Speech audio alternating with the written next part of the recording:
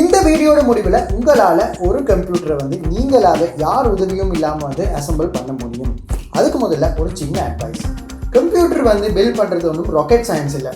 சாதாரணமாக பசில்ஸ் எல்லாம் எப்படி வந்து சேர்த்து போடுறோமோ அந்த மாதிரி ஒரு அசம்பிளிங் ப்ராசஸ் தான் கம்ப்யூட்டர் பில்ட் பண்ணுறது. ஒரு பின்னில் குத்த வேண்டிய ஒரு அடாப்டரை வந்து இன்னொரு பின்னில் வந்து ஒரு நாளுமே வந்து சேராது. ஸோ இது வந்து ரொம்ப ஈஸி. இதுக்கு வந்து ஜஸ்ட் கொஞ்சம் எக்ஸ்பீரியன்ஸ் இருந்தால் போதும், ஒரு டூல்ஸும் தேவையில்ல, ஒரு ஸ்க்ரூ டிரைவர் இருந்தால் போதும், நீங்களும் உங்களோட வீட்டில் பிசி பில்ட் பண்ணலாம். சரி, டைம் வேஸ்ட் பண்ணாமல் வாங்க வீடியோக்குள்ளே போகலாம். முதலாவது பார்த்தீங்கன்னு சொன்னால் நாங்கள் வந்து ப்ராசஸரை வந்து அன்பாக்ஸ் பண்ணிக்குவோம். ஸோ முதல்ல சொன்ன மாதிரி நான் AMD ப்ராசஸர் தான் யூஸ் பண்ணுறேன். AMD ப்ராசஸர்களில் வந்து நல்ல விஷயம் என்னென்னு பார்த்தீங்கன்னா அதோட வந்து ஃப்ரீயாக வந்து கூலிங் ஃபேன் கொடுத்துட்றாங்க. ஸோ நீங்கள் வந்து 1500 2000 கொடுத்து எக்ஸ்ட்ராவாக ஃபேன் வாங்க தேவையில்லை இன்டெல்லில் போல். ஸோ இன்டெல்லில் வந்து நீங்கள் எக்ஸ்ட்ராவாக ஃபேன் வாங்க வேண்டும். அடுத்த நல்ல விஷயம் என்னென்னு பார்த்தீங்கன்னா இந்த ஃபேன் வந்து ரொம்ப எஃபிஷியன்ட், ரொம்ப தாராளமாக போதும். நீங்கள் என்ன தான் ஹை கேமோ நீங்கள் தொடர்ந்து வந்து பிசி யூஸ் பண்ணாலும் அது வந்து உங்களோட பிசியை வந்து கூலாக வச்சுக்கும். இந்த ஃபேன் வந்து எப்போ உங்களுக்கு பத்தாமல் போகும்னு பார்த்தீங்கன்னு சொன்னால் நீங்கள் வந்து இதை CPU வந்து ஓவர் கிளாக் பண்ணி யூஸ் பண்ணும்போது இந்த ஃபேன் வந்து நிச்சயமாக உங்களுக்கு பத்தாது. நீங்கள் லிக்விட் கூலிங் இல்லாட்டி இதை விட நல்ல ஃபேனுக்கு வந்து நீங்கள் போக வேண்டி வரும். இந்த ஃபேனில் பார்த்தீங்கன்னா தேர்மல் பேஸ்ட் வந்து அவங்களே அப்ளை பண்ணி கொடுத்துட்றாங்க. ஸோ உங்களுக்கு தேர்மல் பேஸ்ட் வந்து நீங்கள் தனியாக வாங்கியே போடணுன்ற அவசியம் இல்லை. அடுத்தது பார்த்தீங்கன்னா மதர்போர்ட். ஸோ இந்த நான் யூஸ் பண்ணுற பார்ட்ஸ் எல்லாம் வந்து விளக்கப்படுத்தி எப்படி வாங்க வேண்டும், என்ன மாதிரி இதெல்லாம் வந்து கவனத்தில் எடுத்து வாங்க வேண்டும்னு பற்றி ஒரு வீடியோ ஒன்று போட்டேன். எவ்வளோ பட்ஜெட் எல்லாமே வந்து விளக்குற மாதிரி ஒரு வீடியோன்னு இதுக்கு முதல்ல போட்டேன். அந்த வீடியோவை இன்கேஸ் நீங்கள் பார்க்காம இருந்தால் டிஸ்கிரிப்ஷனில் லிங்க் இருக்குது, அதை போய் நீங்கள் பாருங்கள். ஸோ இது வந்து ASUS மதர்போர்ட். இது வந்து இதில் வந்து எலக்ட்ரிக்கல் சர்ஜ் ப்ரொடெக்ஷன் காணப்படுற அதே நேரத்தில் வந்து இது ரொம்ப ஸ்டைலிஷாகவும் இருக்கும். ஏன்னா வந்து இது பவர் அப் பண்ணிக்குள்ளே 2 லைட் எரியும். ஸோ அது வந்து கேஸுக்களால் பார்க்கும்போது கொஞ்சம் டீசெண்டாக ஒரு கேமிங் பிசி மாதிரி ஸ்டைலாக காணப்படும். இதை தவிர வந்து நீங்கள் வந்து பட்ஜெட் மதர்போர்டில் இதை தவிர வேறு எதிர்பார்க்க முடியாது. ஸோ எங்களோட இன்பில் கிராஃபிக்ஸ் இருக்க RYZEN 3400G ப்ராசஸரை வந்து நாங்கள் இப்போ உள்ளுக்கு இன்சர்ட் பண்ண போகிறோம். நல்லா பார்த்துக்கோங்க, ப்ராசஸரில் ஒரு சைடில் வந்து ஒரு சின்ன அரோ காணப்படும். அதே மாதிரி ப்ராசஸர் இன்ஸ்டால் பண்ண இடத்துலையும் வந்து ஒரு அரோ காணப்படும். அந்த அரோ நீங்கள் செட் ஆகிற மாதிரி ப்ராசஸரை லைட்டாக வச்சா போதும், அது பாட்டுக்கு உள்ளே இறங்கிக்கும். உள்ளே இறங்கின பிறகு வந்து நீங்கள் அதை அப்படி மூடி அந்த லிவரை வந்து மூடி டைட் பண்ணிக்கொள்ளணும். நீங்கள் நல்லா ஞாபகம் வச்சுக்கோங்க, ப்ராசஸரை எப்பயுமே நீங்கள் ஃபோர்ஸாக வந்து அமுத்தக்கூடாது. அது நீங்கள் கரெக்டாக வச்சிங்கன்னா உள்ளே தண்டப்பாட்டில் இறங்கி விட்டுரும். ஸோ அடுத்தது அப்படி நீங்கள் ஒழுங்காக ஃபிக்ஸ் பண்ணிட்டீங்கன்னு சொன்னால் உங்களுக்கு வந்து அடுத்தது வந்து உங்களுக்கு ஃபேனை வந்து ஃபிக்ஸ் பண்ணலாம். ஸோ நீங்கள் ஃபேன்லேயே பேஸ்ட் கொடுக்குறதுனால ஒரு நாளுமே வந்து நீங்கள் எக்ஸ்ட்ராவாக வந்து தேர்மல் பேஸ்ட் அப்ளை பண்ணக்கூடாது. அது அப்படியே வந்து நீங்கள் போட்டணும், அது தாராளமாக போதும். ஸோ நீங்கள் நிறைய தேர்மல் பேஸ்ட் போட்டிங்கன்னு சொன்னால் அது வந்து ப்ராசஸருக்கு வெளியால் வந்துடும், மதர்போர்ட்லாம் வந்துடும். அதனால தான் சொல்கிறது. அடுத்தது வந்து பார்த்திங்கன்னா ப்ராசஸர் வர கூலிங் ஃபேனை வந்து ஃபிக்ஸ் பண்ணுறதுக்கு, கூலிங் ஃபேன் வயரை வந்து ஃபிக்ஸ் பண்ணுறதுக்கு ஒரு போர்ட் வந்து மதர்போர்டில் காணப்படும். அதிலேயே வந்து CPU ஃபேனை எழுதியிருக்கும், உங்களுக்கு குழப்பம் தேவையில்லை. அதே மாதிரி இன்னொரு போர்ட் காணப்படும். அது எதுக்குன்னு பார்த்தீங்கன்னு சொன்னால் கேஸில் ஃபேனுக்கு. ஸோ நீங்கள் அது கரெக்டாக வந்து CPU ஃபேனுக்கு தான் போடணும். அது ரெண்டுமே ஒரே போர்ட் தான், ஓகே, ஒரே கரண்ட் தான் வரும். மாற்றி போட்டால் பிரச்சனை இல்லை. பட் உங்களோட கம்ப்யூட்டர் வந்து உங்களோட CPU ஃபேனோட ஸ்பீடை வந்து கண்ட்ரோல் பண்ணணும், கூட்டி குறைக்கணும். அதே நேரத்தில் அது என்ன ஸ்பீடில் ஒர்க் பண்ணுதுன்னு சொல்லிட்டு வந்து அறியணும். அதனால் கட்டாயம் நீங்கள் வந்து CPU ஃபேன் போர்ட்டில் தான் நீங்கள் அதை பொருத்த வேண்டும்.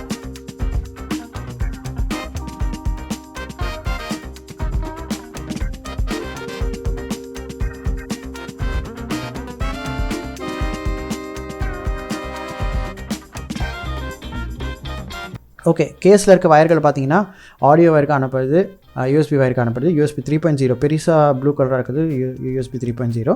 அடுத்தது வந்து ஸ்விட்சஸ்க்கான வயர்கள், HDD லைட், பவர் லைட்டுக்கான வயர்கள் காணப்படுது. ஸோ இதில் எல்லாமே வந்து அவங்க எழுதியிருப்பாங்க என்னென்ன வயர் இருக்குன்னு சொல்லி, நீங்கள் ஒன்றுமே கவலைப்பட தேவையில்லை.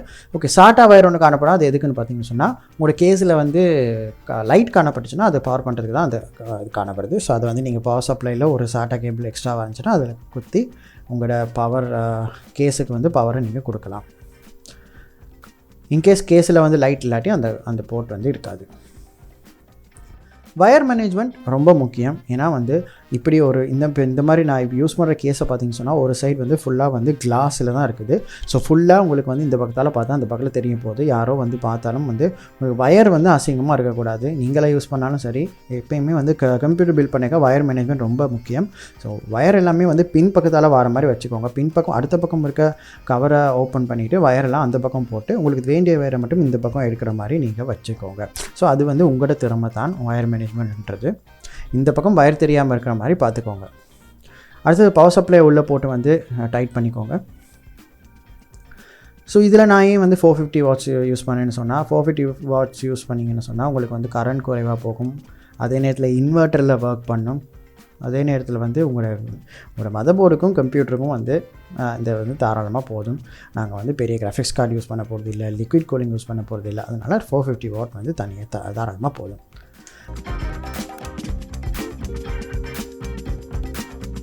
நெக்ஸ்ட் ஹார்ட் ட்ரைவை வந்து நான் உங்களுக்கு போடுறேன். நான் இந்த பட்ஜெட்டில் வந்து ஹார்ட் ட்ரைவ் போடலை, எஸ்எஸ்டி மட்டும்தான் போட்டிருக்கேன். பட் உங்களுக்கு வந்து ஹார்ட் ட்ரைவ் வந்து கட்டாயம் வேணும். ஏன்னா நீங்கள் கேம்ஸோ சாஃப்ட்வேர்ஸோ இன்ஸ்டால் பண்ணிக்கல, உங்களுக்கு நிறைய ஸ்பேசஸ் தேவைப்படும். 120 ஜிபியோ 250 ஜிபி எஸ்எஸ்டியை வச்சு நீங்கள் ஒட்ட முடியாது. ஸோ பழைய ஹார்ட் ட்ரைவ் எங்கேயாவது இருந்தால் நீங்கள் கலட்டி அதை நீங்கள் யூஸ் பண்ணி கொள்ளலாம். மதர்போர்டை இன்ஸ்டால் பண்ணுறதுக்கு முன்னாடி வந்து மதர்போர்டுக்கு பின்னாடி வர கவரை வந்து நீங்கள் கேஸில் இன்ஸ்டால் பண்ணிக்கொள்ளணும். ஒவ்வொரு மதர்போர்டுக்கும் ஒவ்வொரு லே அவுட் இருக்கனால அந்த மதர்போர்டோடையே வந்து பின் கவர் வந்து வரும், அதை வந்து நீங்கள் போட்டுக்கணும். போட்டு அமுத்தி டக்குன்னு 2 சவுண்ட் வரும். ஸோ அப்படி வந்துச்சுன்னா நீங்கள் ஒழுங்காக பொருத்திட்டீங்கன்னு அர்த்தம்.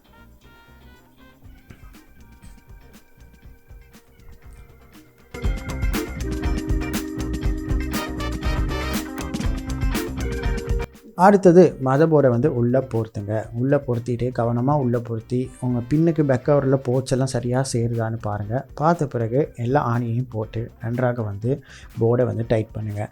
போர்டு வந்து ஆடாமல் அசையாமல் இருக்கணும், அது ரொம்ப முக்கியம். ஏன் ஆடாமல் இருக்கணும்னு பார்த்தீங்கன்னா, நீங்கள் வந்து ஃப்யூச்சரில் வந்து இப்போ கூட நீங்கள் வந்து பின்ஸ் குத்துவீங்க, ஃப்யூச்சரில் பின்ஸை கழட்டுவீங்க, திருப்பி குத்துவீங்க. ஸோ இந்த மாதிரி இது நேரம் வந்து போர்டு வந்து வளையாமல் நேராக இருக்கணும். ஸோ அதுக்கு ஒரு கீழே ஒரு பேஸ் சப்போர்ட் வேணும். அதுக்காக சொல்கிறேன், 4 ஆணியும் வந்து பூட்டி ஒழுங்காக ஆடாத மாதிரி போர்டை வந்து ஃபர்மாக வச்சுக்கோங்க.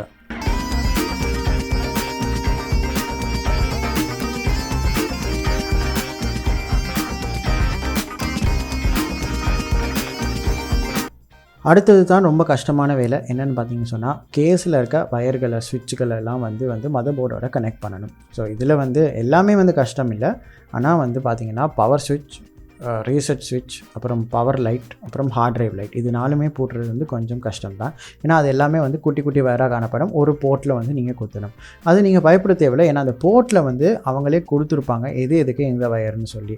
பவர் ப்ளஸ் மைனஸ் கொடுத்துருப்பாங்க, ரீசெட் ஸ்விட்ச் ப்ளஸ் மைனஸ் கொடுத்துருப்பாங்க. ஸோ அதுக்கேற்ற மாதிரி வந்து நீங்கள் அந்த ரெண்டு சின்ன சின்ன குட்டி குட்டி வயர்களை வந்து அதுக்கேற்ற மாதிரி குட்டி குட்டியாக போடுங்க. நல்லா அது கொஞ்சம் டைம் எடுக்கும், நிதானமாக பார்த்து போடுங்க. போட்ட பிறகு வந்து உங்களுக்கு வந்து பவர் சுவிட்ச், ரீசார்ஜ் சுவிட்ச் எல்லாம் ஒர்க் பண்ணும். நீங்கள் சரியாக அதை பார்த்து போட்டிங்கன்னா சொன்னால் நீங்கள் செக் பண்ண தேவையில்லை, அது 100% ஒர்க் பண்ணும். உங்களுக்கு கான்ஃபிடென்ட்டாக வந்து நீங்கள் அதை பார்த்துட்டு நீங்கள் அதை ஃபிக்ஸ் பண்ணலாம்.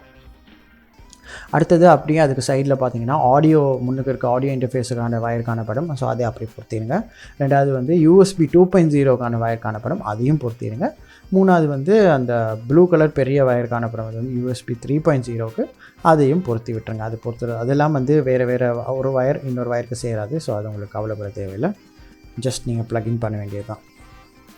அதுக்கப்புறம் வந்து மதர்போர்ட் பவர் பண்ணுற வயரை வந்து நீங்கள் வந்து இதுலேருந்து பவர் சப்ளைலேருந்து எடுத்து மதர்போர்டுக்கு குத்துங்க.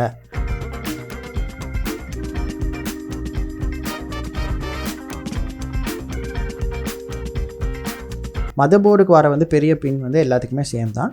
பட் சின்ன பின், CPU பவர் பண்ணுற சின்ன பின் வந்து சில மதர்போர்டுக்கு 4 பின்னாக வரும், சில மதர்போர்டுக்கு 8 பின்னாக வரும். ஸோ உங்களோட பவர் சப்ளைவில் வந்து 8 பின் இருந்துச்சுன்னா அது 2ஆக வந்து உடைக்கலாம். அதாவது கிளிப் மாதிரி இருக்கும், அதை கலட்டி இப்போ இதில் 4 பின் தேவைப்படுறதுனால அந்த 8 பின்னை நான் 4 பின்னாக மாற்றி இதில் குத்தியிருக்கேன். உங்களுக்கு சப்போஸ் உங்களோட மதர்போர்டில் 8 பின் வந்துச்சுன்னு சொன்னால் நீங்கள் அந்த 8 பின்னை அப்படியே குத்திடலாம்.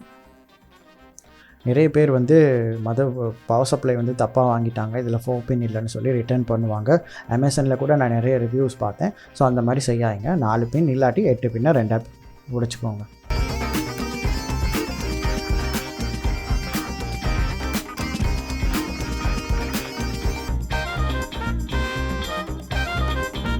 ஸோ அதுக்கு அடுத்தது மீதி இருக்க எல்லா வயர்களையும் வந்து ஃபிக்ஸ் பண்ணி செக் பண்ணிக்கோங்க. பின்னாடி வந்து நான் சொன்ன மாதிரியே வந்து வயர் மேனேஜ்மெண்ட் வந்து ரொம்ப முக்கியம். ஸோ எனக்கு பார்த்தீங்கன்னா பின்னாடி பக்கம் ரொம்ப அசிங்கமாக காணப்படுது, முன்னாடி பக்கம் வந்து வயர் ஒன்றுமே இல்லை, க்ளீனாக காணப்படுது. ஸோ இதை வந்து நீங்கள் என்ன பண்ணுங்கள், ஒரு கம்பியை போட்டு கட்டிடுங்க, இல்லாட்டி ஒரு செலோ டேப் போட்டு வந்து திக்காக கட்டிட்டு பின்னுக்கு வந்து கவர் போடுற மாதிரி அதை வந்து உள்ளுக்கு வந்து அமுத்திட்டு கவரை வந்து போட்டுருங்க. ஸோ அந்த பக்கம் நீங்கள் கவரை திறக்க மாட்டீங்க. ஸோ அது வந்து எப்படி இருந்தாலும் அது உங்களுக்கு பிரச்சனை இல்லை. இப்போ எனக்கு பார்த்திங்கன்னா ரொம்ப அசிங்கமாக இருக்குது, ஆனால் அது யாருக்கும் தெரிய போகிறதில்ல. நான் கவரை போட்டு அடைச்ச பிறகு தண்டபாட்டில் இல்லாமல் போயிடும். கவரை போட்டுட்டு ஆணியை வந்து பூட்டிடுங்க. ஸோ அடுத்த சைட் பார்த்தீங்கன்னு சொன்னால் அடுத்த சைடும் வந்து எல்லாம் பர்ஃபெக்டாக முடிஞ்சிச்சு. ஒருக்கா செக் பண்ணிக்கோங்க கடைசியாக ஒருக்கா எல்லாம் செக் பண்ணிக்கிங்களான்னு சொல்லி. அதுக்கப்புறம் நீங்கள் வந்து கடைசியாக வந்து போட வேண்டியது ரேம் தான். ஸோ ஏஎம்டி மதர்போர்ட்ஸ் எல்லாத்துலேயுமே வந்து ரேம் வந்து ஒரு பக்கம் வந்து குத்தக்கூடியதாக இருக்கும், ஒரு பக்கம் வந்து பெர்மனெண்ட்டாக ஒரு துண்டு ஒன்று காணப்படும். ஸோ ஒரு பக்கத்தில் அந்த பெர்மனெண்ட் துண்டை குத்திட்டு சைடில் வந்து குத்தி டட்டாக்கிங் சவுண்ட் வர மாதிரி. முன்னே பழைய காலத்துக்கு மதர்போர்டில் வந்து 2 பக்கமே வந்து பின் மாதிரி குத்துற மாதிரி இருக்கும். பட் இப்போ வர மதர்போர்டில் ஒரு பக்கம் பின்னும் ஒரு பக்கம் பெர்மனெண்ட்டாகவும் இருக்கும். ஸோ இப்போ நாங்கள் ஒரு கம்ப்யூட்டரை வந்து செஞ்சு முடிச்சிட்டோம். ஸோ எல்லாமே பர்ஃபெக்டாக இருக்கான்னு செக் பண்ணிக்கிறோம்க்கா. செக் பண்ணிவிட்டு இப்போ இந்த கம்ப்யூட்டரை வந்து கவரை வந்து மூட வேண்டிய நேரம் வந்துடுச்சு. ஸோ எல்லாம் வந்து நீங்கள் கான்ஃபிடென்ட்டாக இதெல்லாம் பண்ணியிருந்தீங்கன்னு சொன்னால் உங்களுக்கு செக் பண்ண வேண்டிய அவசியமே இல்லை. மானிட்டருக்கு போட்டு ஆன் பண்ணோன்னா கம்ப்யூட்டர் 100% ஒர்க் பண்ணும். கம்ப்யூட்டர் பார்ட்ஸ் எல்லாம் பார்த்தீங்கன்னா 3 வருஷம் வந்து உங்களுக்கு வாரண்ட்டி கொடுப்பாங்க. அதில் வந்து எப்போயுமே வந்து டெஸ்ட் பண்ணி தான் உங்களுக்கு அனுப்புவாங்க. ஸோ அதில் வந்து ஃபால்ட் வரது வந்து ரொம்ப ரொம்ப ரொம்ப ரொம்ப அரிது தான். எப்படியும் உங்களுக்கு 5 வருஷம் வந்து எல்லா பார்ட்ஸுமே வந்து யூஸ் பண்ணக்கூடியதாக இருக்கும். முக்கியமாக ஏஎம்டி ப்ராசஸர்களுக்கு வந்து 3 வருஷம் வந்து வாரண்ட்டி இருக்குது.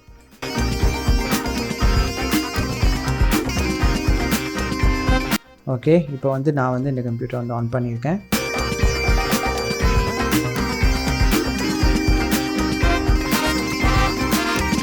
ஸோ இதில் வந்து ஆப்ரேட்டிங் சிஸ்டம் இல்லாத காரணத்தினால வந்து பயோஸ் தான் வந்து எங்களுக்கு வரும். ஸோ பயோஸில் வந்து நாங்கள் வந்து நீங்கள் வந்து செக் பண்ணிக்கலாம், நீங்கள் எல்லாமே வந்து ஒழுங்காக ஃபிக்ஸ் பண்ணியிருக்கீங்களா, உங்களோட கன்ஃபிகரேஷன் எப்படி இருக்குது, எல்லாமே வந்து பயோஸ் மூலமாக தெரிஞ்சு கொள்ளலாம். உங்களுக்கு கம்ப்யூட்டர் வந்து விண்டோஸ் இன்ஸ்டால் பண்ணி தான் வந்து எல்லாம் தெரிஞ்சுக்கணும், ஒழுங்காக பூட்டிருக்கீங்களா தெரிஞ்சுக்கணும்னு அவசியம் இல்லை. பயோஸ் லோட் ஆகி அதில் வந்து உங்களோட ரேம், நீங்கள் இன்ஸ்டால் பண்ண ரேம், உங்களோட CPU, அப்புறம் உங்களோட கூலிங் ஃபேன் எல்லாமே வந்து ஓடுதா இல்லையா எல்லாமே செக் பண்ணிக்கலாம். இப்போ இதில் பார்த்தீங்கன்னு சொன்னால் CPU ஃபேன் வந்து 43 செல்சியஸில் ஒர்க் பண்ணுது. அது வந்து நார்மலாக தான் ஒர்க் பண்ணுது. அப்புறம் CPU ஃபேன் வந்து எத்தனை RPMல ஒர்க் பண்ணுது அது எல்லாமே பார்த்துக்கலாம். ஸோ ரேம் வந்து எத்தனை GB நீங்கள் இன்ஸ்டால் பண்ணியிருக்கீங்க, ஸோ அது வந்து எத்தனை MHzல ஒர்க் பண்ணுது எல்லாமே யூஸ் பண்ணிக்கலாம். அடுத்து வந்து AMD RYZEN 5 340G எல்லாமே ரெக்கக்னைஸ் ஆகுது. ஸோ ஃபுல்லாக நான் போட்ட சிஸ்டம் எல்லாமே பயோஸில் ரெக்கக்னைஸ் ஆகுது. அது நேரத்தில் ஒரு ஹார்ட் ட்ரைவ் ஒரு SATA SSD போட்டேன், அதுவுமே வந்து காட்டுது. ஸோ இதில் பார்த்தீங்கன்னு சொன்னால் ரேம் வந்து குறைஞ்ச MHzல தான் ஒர்க் பண்ணுது. ஏன்னா வந்து இதை வந்து நான் இனிமேல் தான் வந்து ஓவர் கிளாக் பண்ணணும். AMD AM4 A320 மதர்போர்டில் பார்த்தீங்கன்னு சொன்னால் நீங்கள் 266 MHz வரைக்கும் ஓவர் கிளாக் பண்ணலாம், அதுக்கு மேலே பண்ண முடியாது. ஸோ இனிமேல் தான் நான் அதை பண்ண வேண்டி வரும். ஸோ இப்போ பார்த்தீங்கன்னு சொன்னால் ஒரு கம்ப்யூட்டரை வந்து ஃபுல்லாக நாங்கள் உருவாக்கி முடிஞ்சாச்சு. இது கடைசியில் விண்டோஸ் இன்ஸ்டால் பண்ணுறது மட்டும்தான் மிச்சம். ஸோ இந்த வீடியோ உங்களுக்கு பயனுள்ளதாக அமைஞ்சிருக்கும்னு நான் நிச்சயம் நம்புகிறேன். உங்களுக்கு அப்படின்னு பயனுள்ளதாக அமைஞ்சிருந்தா இந்த மாதிரி நிறைய வீடியோஸ்களை நீங்கள் பார்க்கணும்னு சொன்னால் மறக்காமல் லைக் பண்ணிவிட்டு சப்ஸ்கிரைப் பண்ணுங்கள். முடிஞ்சால் ஒரு கமெண்ட்டும் போடுங்க, அது இந்த வீடியோ வந்து ரீச் ஆகிறதுக்கு ஹெல்ப் பண்ணும். ஸோ நன்றி, வணக்கம். இன்னொரு வீடியோவில் சந்திக்கலாம்.